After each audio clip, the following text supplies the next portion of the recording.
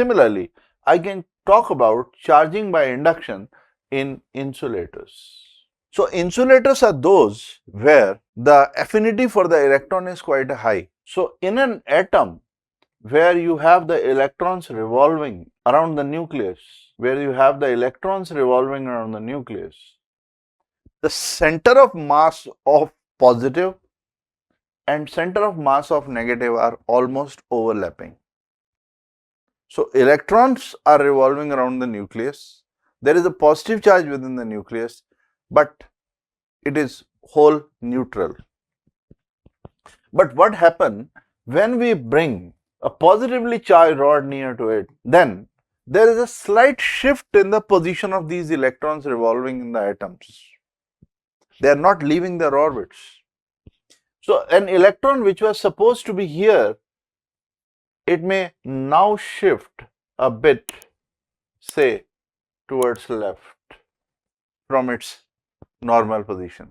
Similarly, an electron which was moving in this side will get slowed down and it will shift towards left. The electron which was supposed to be here will slow down, will shift towards left. So as a whole, what we will observe is that the center of mass of positive and negative has slightly shifted.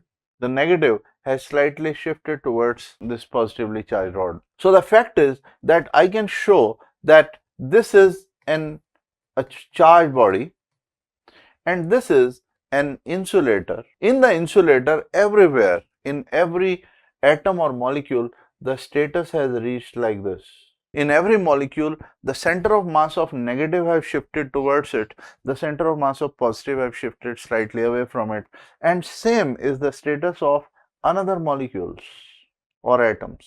Now these which are in the central region, over here, if I talk about this and this, they are neutralizing, they are almost overlapping, so they get neutralized, but there is a net effect, and that is on the closer side we are having a net negative charge and on the farther side we are having a net positive charge.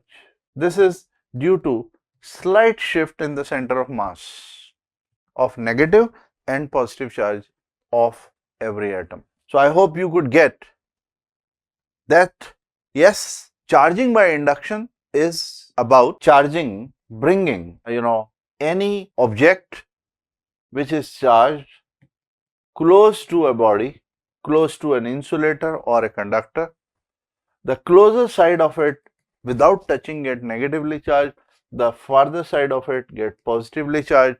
In conductors, it is because of shift of electrons, and in insulator, it is because of shift of center of mass of negative closer to it.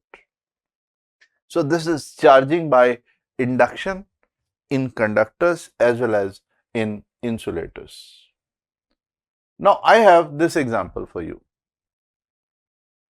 Just imagine you bring ebonite rod after rubbing it on wool and it is negatively charged, and you have a metal sphere. Over here the situation is that you have a metal sphere. This is metal sphere, it means it is conductor, and then you are bringing a negatively charged ebonite rod near to it. So here the induction will be by what process? Due to shift of electrons, because we are talking of electron of a metal, of a conductor.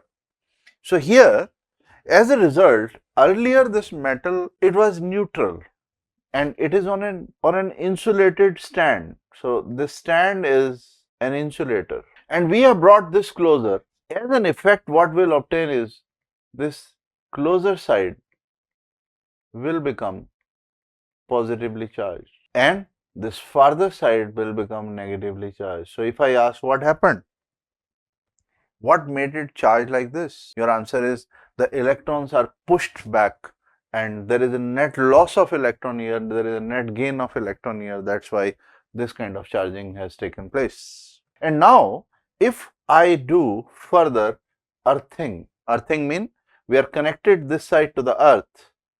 In that situation, you will see these extra electrons, they will flow into earth, they will be leaked into earth, these electrons, they'll be leaked into Earth and we will just have this positive charge over here.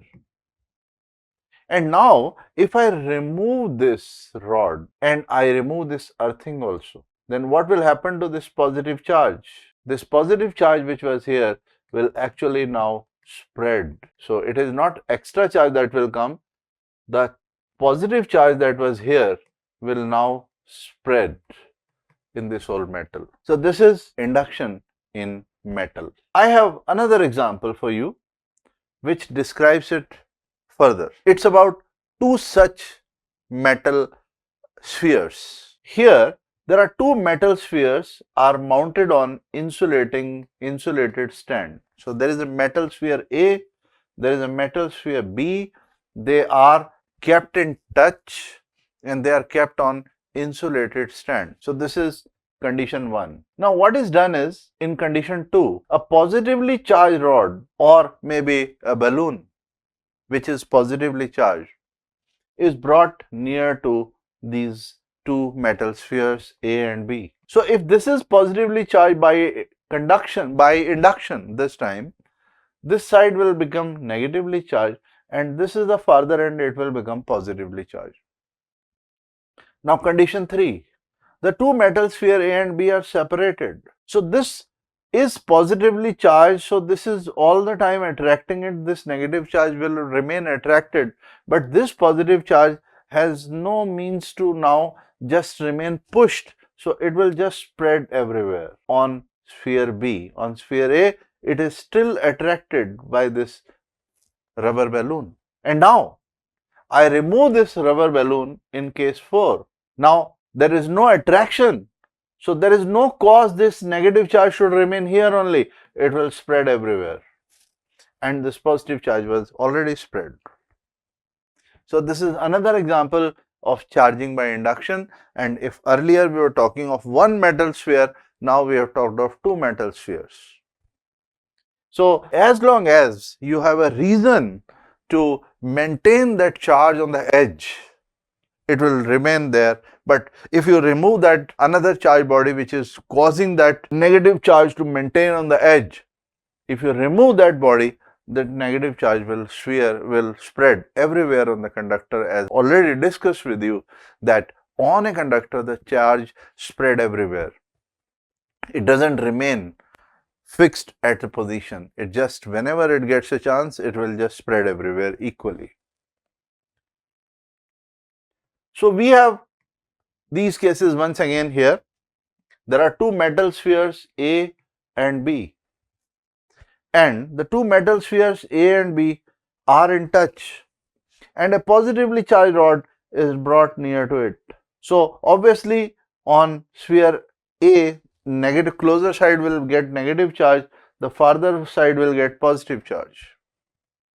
But then in the other condition, as you can see, so it has A, B, it has a negative charge, it has a positive charge, sphere B.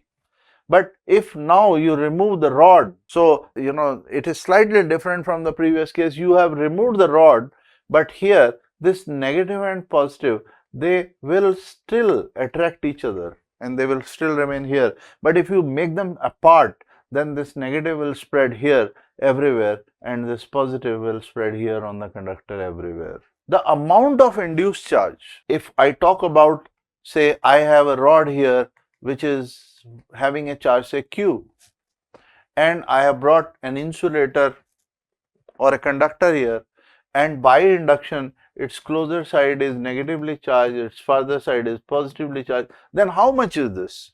It is represented by Q dash.